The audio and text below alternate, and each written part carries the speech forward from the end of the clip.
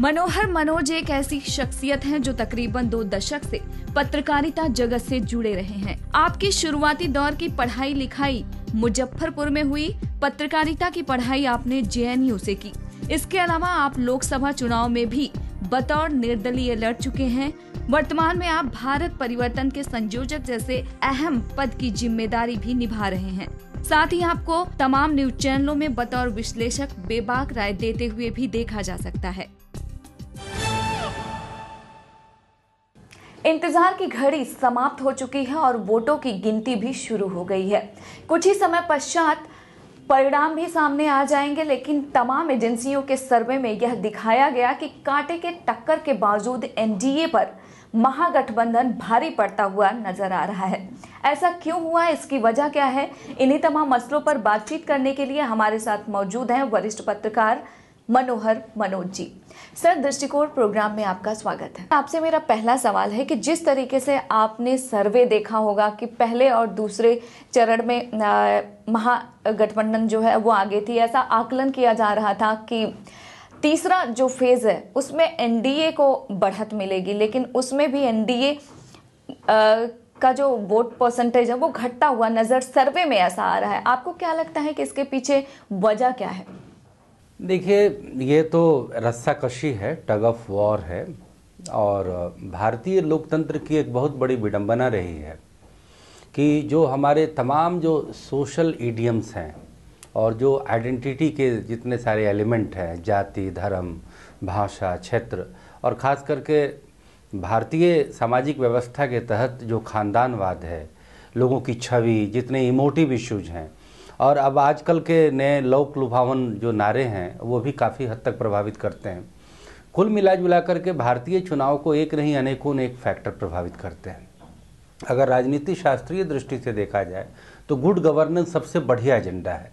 जो competitive politics में, जो मल्टी पार्टी डेमोक्रेसी में जो कॉम्पिटिटिव पॉलिटिक्स होती है उसमें जनता को ज़्यादा फायदा तब होगा जब पार्टियां ज़्यादा बेहतर नीति के साथ, ज़्यादा बेहतर क्रियान्वयन के साथ, कम से कम लीकेजेस के जरिए जनता का ज़्यादा से ज़्यादा बेहतर कल्याण करें।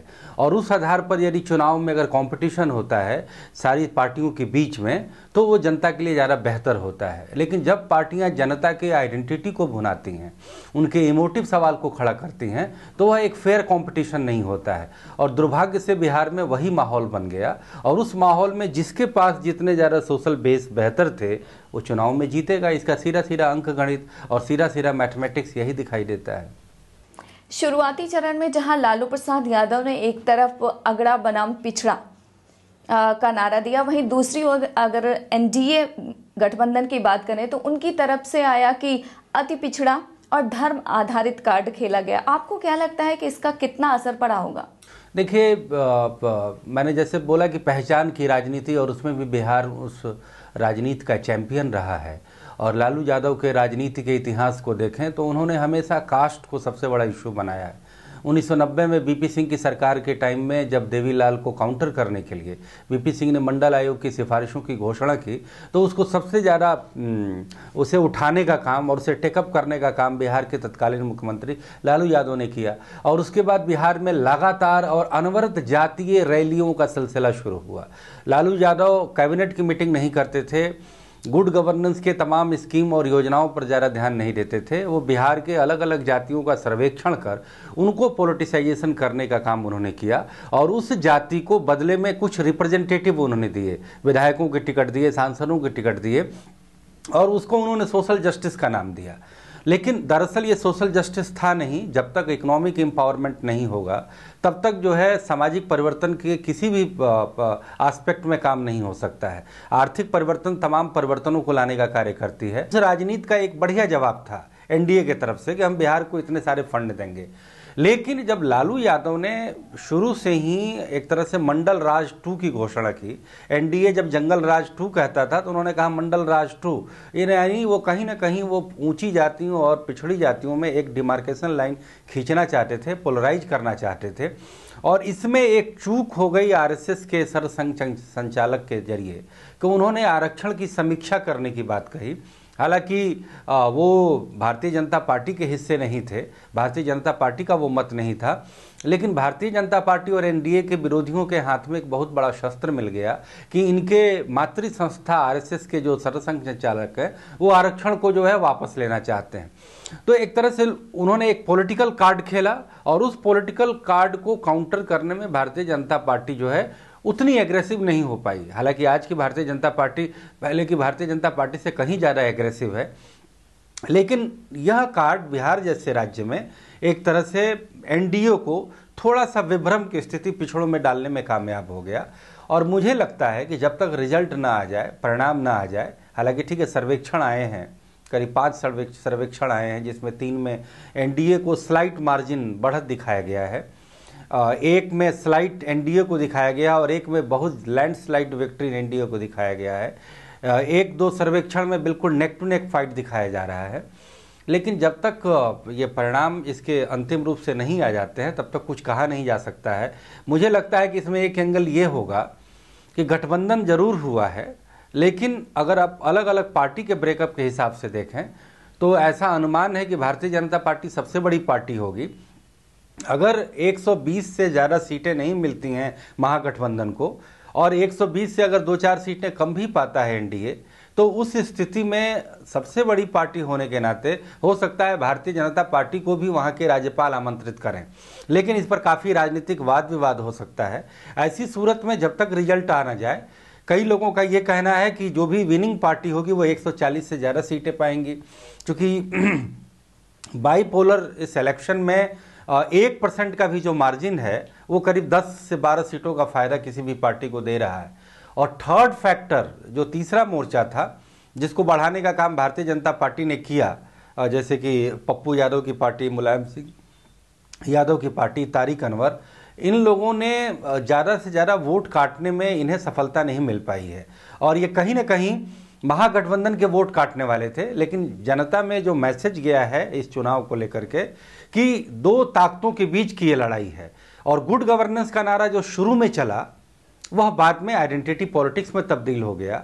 महागठबंधन ने जातीय कार्ड खेला और उस जातीय कार्ड को काउंटर करने में भारतीय जनता पार्टी अपने गुड गवर्नेंस के प्लैंक को छोड़ करके वह भी अपने आइडेंटिटी पॉलिटिक्स जिसके लिए जानी जाती है वो कॉम्युनल एजेंडे और बीफ के एजेंडे के साथ आ गई। वक्त हुआ है एक छोटे से ब्रेक का। लेकिन लालू यादव के साझेदार होने के नाते उनकी भावी सरकार ठीक से चल पाएगी या नहीं, इस पर संदेह है।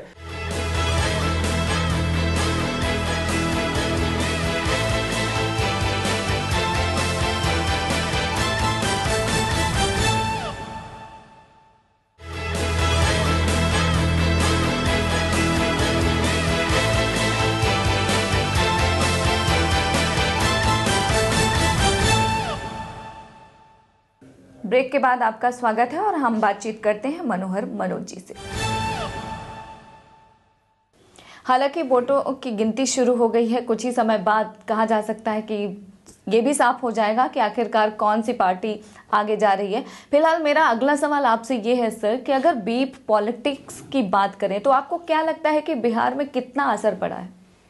देखिए, ये बीफ पॉलिटिक्स बिल्कुल फिजूल की बात है। मैं उनमें से हूं जो पहचान की राजनीति का मैं हर तरह से विरोधी हूं, और इसीलिए मैं ये मानता हूं कि अगर यह पार्टी सरकार में आती है महागठबंधन की, तो नीतीश की एडमिनिस्ट्रेटिव कैपेबिलिटी पे किसी को शक नहीं है, और उनका जो स्वभाव है वह बिहार के लिए 24 घंटे काम करने का है।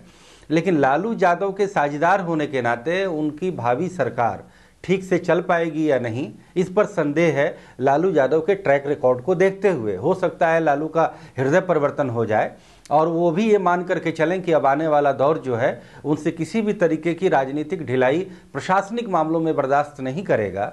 तो ऐसी सूरत में हो सकता है कि वो सरकार एक दूसरे शक्ल में आए। लेकिन जहाँ तक आप बीफ का मुद्दा कह रही हैं, ये भारतीय जनता पार्टी की हताशा का परिचायक है। इस बार अगर बात करें, राजनीतिक मंचों पर लगातार भाषा का स्तर गिरता गया। आपको क्या लगता है कि सबसे ज्यादा बुरा असर कौन सी पार्टी पर पड़ा होगा? ये भारतीय राजनीति की रीति नीति है कि हमारे यहाँ बयानों की राजनीति चलती है, और यह बयान देना बड़ा आसान है। उठपटांग बोल करके आप मीडिया की सुर्खियाँ पा सकते हैं, खास करके इलेक्ट्रॉनिक मीडिया की सुर्खियाँ पा सकते हैं, लोगों में जो है इस तरीके का एक चर्चा का एक मसाला छोड़ देते हैं, लेकिन इससे बहुत ज़्यादा नुकसान होता है। और इस पर सिर्फ यह कह देना कि ये बड़ा खराब है, इससे काम नहीं चलेगा। मेरा यह स्पष्ट मानना है कि राजनीतिक दलों के कुछ नेता जिन्होंने अपने बयान ब्रांड बनाया हुआ है, चाहे वो भारतीय जनता पार्टी के हों या कांग्रेस के हों या किसी और अन्य दल के हों, उन सब पर भारी जुर्माना, प्रतिबंध और चुनाव लड़ने से उन्हें मना किया जाना चाहिए। तब तक ये बंद नहीं होगा। राजनीति करना है तो आप अपने कौशल से राजनीति करिए, जनता की संवेदनशीलता पर करिए और देश के सामाजिक, राष्ट्रीय और तमाम मुद्दों को लेकर के और या फिर सरकार के तमाम कमियों को हाईलाइट करके राजनीति करिए। हालांकि रुझान आना शुरू हो गया है, कुछ ही समय बाद नतीजे भी सामने आ जाएंगे। लेकिन अगर अभी आपसे ये पूछा जाए कि अगर बीजेपी गठबंधन जो है वो जीत कर आती है, सत्ता में आती है, तो आपके हिसाब से देश की राजनीति पर उसका कितना असर पड़ेगा? साथ ही अगर महागठबंधन सत्ता में आती है तो उसका कितना असर पड़ेगा? देखिए, अगर भारतीय जनता पार्टी का एनडीए अगर चुनाव जीतता है तो मुझे लगता है कि नरेंद्र मोदी की जो केंद्र सरकार है वो और मजबूत होगी और उनका कॉन्फिडेंस काफ़ी ज़्यादा बढ़ जाएगा, क्योंकि उन्होंने बिहार के चुनाव के पूरे मोर्चे की कमान खुद संभाली हुई थी। 26 रैलियां उन्होंने की। अगर ये चुनाव अगर वो जीतते हैं तो भारतीय जनता पार्टी में जो लोग तलवार लेकर के खड़े हैं नरेंद्र मोदी पर आक्रमण करने की और उनके तमाम एक तरह से उनके समर्थकों पर, एक तरह से वो हतोत्साहित हो जाएंगे। ठीक इसके विपरीत यदि महागठबंधन चुनाव जीतता है तो मुझे लगता है उनमें बड़ी हर्ष की लहर होगी। नीतीश कुमार को जो लोकसभा के चुनाव में बहुत बड़ा जोल्ट लगा था, लालू यादव जो अपने परिवार के राजनीतिक भविष्य को लेकर के काफ़ी चिंतित थे, उनमें एक नया आशावाद आएगा।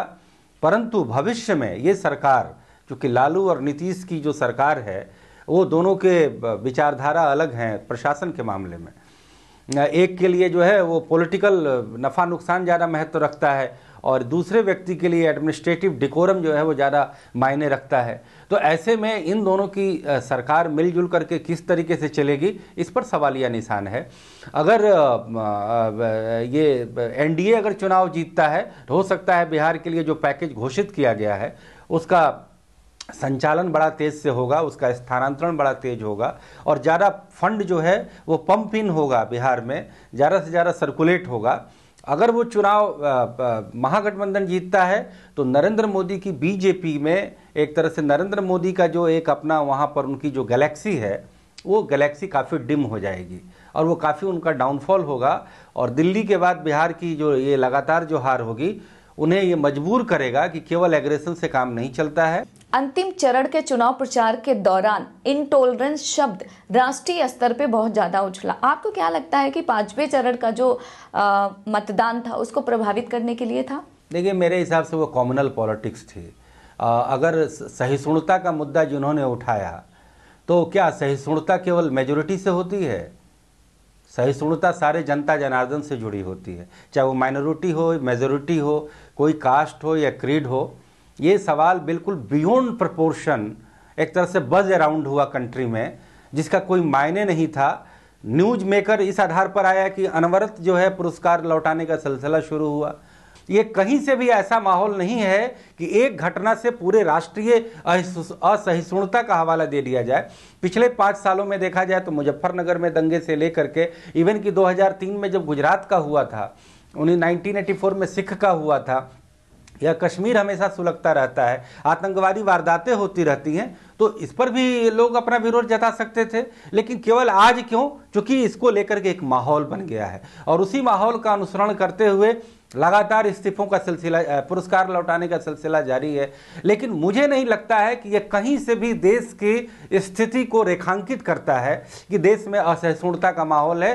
कोई माहौल नहीं है, ये केवल सोशल फैब्रिक से जुड़ा है, हमारा जो आपस के जो रिश्ते हैं। और जहाँ तक जिसके खिलाफ असहिष्णुता की बात होती है, आज वह धर्म और आज उसके तमाम जो है नेतृत्व वह पूरी दुनिया के रडार पर है। पूरी दुनिया में इस्लामिक फंडामेंटलिज्म को लेकर के जनता और देश और तमाम मुल्क जो है तबाह हो रहे हैं। ISIS, तालिबान, अल-कायदा, पाकिस्तान के तमाम जो है मिलिटेंट ग्रुप या भारत में भी सिमी जैसे संगठन थे जिन पर प्रतिबंध लगा दिया गया, ये पूरी दुनिया को कौन सा मैसेज दे रहे हैं? इसलिए असहिष्णुता की बात बिल्कुल फिजूल है। कहीं ना कहीं फंडामेंटलिज्म के तत्व जो पॉलिटिक्स के जरिए आ रहे हैं वह उन पर लगाम लगाने की जरूरत है, चाहे वो हिंदू फंडामेंटलिज्म हो या मुस्लिम फंडामेंटलिज्म हो।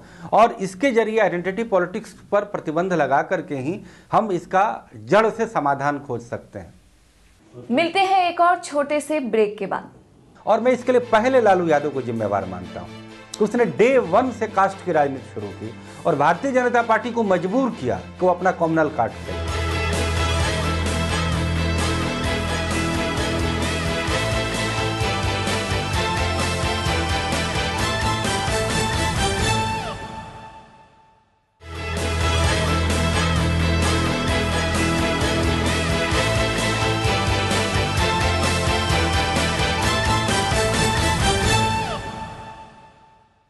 ब्रेक के बाद एक बार फिर आपका स्वागत है और हम बात का सिलसिला आगे बढ़ाते हैं। महागठबंधन ने नीतीश कुमार के चेहरे पर लड़ाई शुरू की बिहार में। दूसरी ओर अगर बात करें एनडीए की, तो उनकी तरफ से सीएम पद का कोई नाम घोषित नहीं करना, मोदी जी के नाम पर ही चुनाव लड़ना, इसका दोनों ही जो गठबंधन है उस पर आपको क्या लगता है, इसका कितना नफा नुकसान? देखिए, मुझे लगता है कि दोनों ने अपने अपने फायदे के लिए ये परस्पर विरोधाभासी रणनीति अख्तियार की। नीतीश कुमार का एक चेहरा एक गुड गवर्नेंस के एजेंट का था और इसीलिए आप देखें कि तमाम सर्वेक्षणों में मुख्यमंत्री पद के लिए उन्हें पहली पसंद का उम्मीदवार माना गया।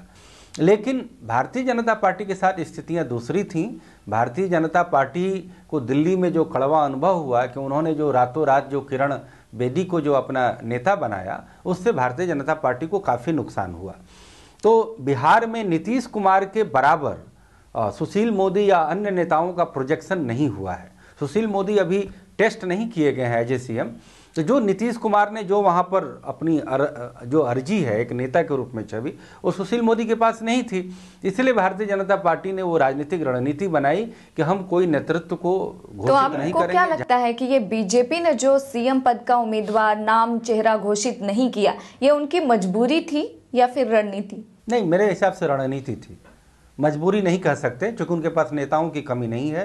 नेता क्या होते हैं? जो लगातार 30-35 सालों से काम किया हुआ हो, जिन्हें अनुभव हो और जो वहाँ के लगातार पार्टी के संगठन से लेकर के और जनता के खुले फील्ड में जो है जिसका लगातार संबंध संपर्क और साबका बना हुआ हो, जो शासन चलाने की सारी नीति का और सारे एजेंडाज को जानता हो, जिससे पूरा अनुभव हो, जिसे पूरे राज्य के प्रशासन की पकड़ हो।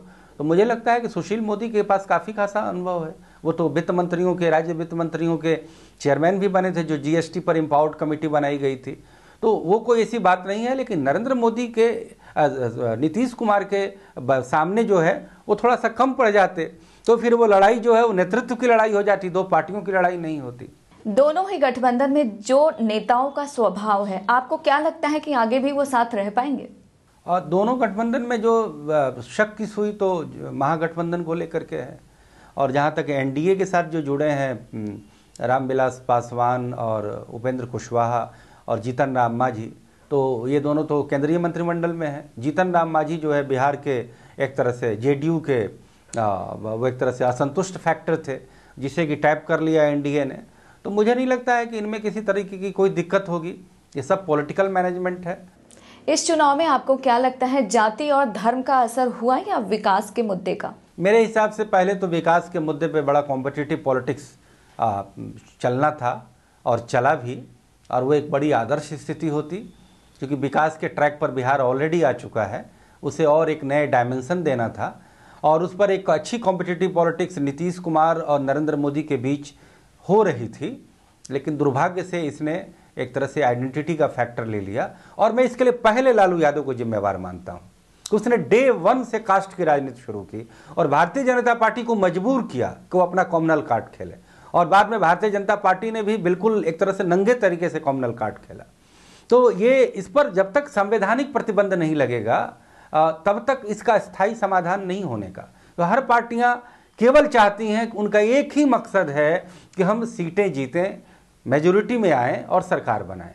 सुधार करना, राजनीति और सामाजिक और तमाम मोर्चे पर जो है एक विजन के साथ काम करना, ये पार्टियां नहीं करती हैं। आपको क्या लगता है कि मोदी जी का जो जादू है वो कुछ कम हुआ है? अगर हुआ है तो उसकी वजह क्या है? तो ये मोदी जी का जादू थोड़ा कम हुआ है। और ये बात सही है कि मोदी पिछले 2 सालों में जनता से काफ़ी अच्छा कम्युनिकेट कर रहे थे और उनका एक बड़ा ओरा है, बड़ा दायरा है और वो एक तरह से डिजर्विंग पॉलिटिशियन और स्टेट्समैन के रूप में भी अपने आप को साबित किया है, खास करके विदेशी मोर्चे पे।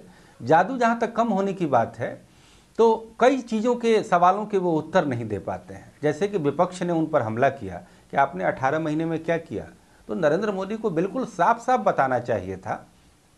एक निष्पक्ष विश्लेषक के रूप में मेरी राय है कि उस सरकार ने काम किया है, लेकिन इस सरकार ने भी फंडामेंटल्स पे काम नहीं किया है कि आप ब्यूरोक्रेसी को सुधार दें, करप्शन को जड़मूल से हटाएं या ज़्यादा से ज़्यादा जो है एडमिनिस्ट्रेशन को ज़्यादा पब्लिक ओरिएंटेड बनाएं।